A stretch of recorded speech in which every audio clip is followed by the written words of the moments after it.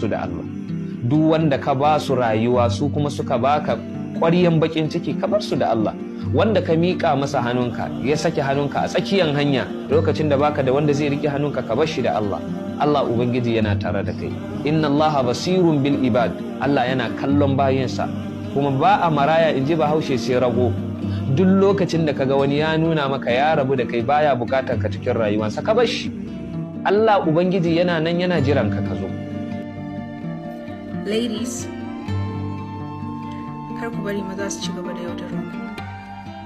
Idan namiji yana da hali, yana da kuɗi, yana da komai da zai iya aurenki, let's say kun yi shekara ɗaya,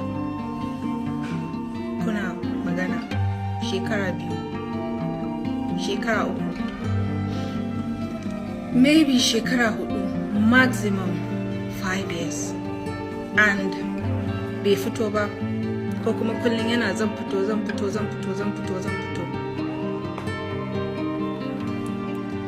Maganin gaskiya yana bata miki lokaci ne kawai. He's not gonna do it. So just use your head and run. Check out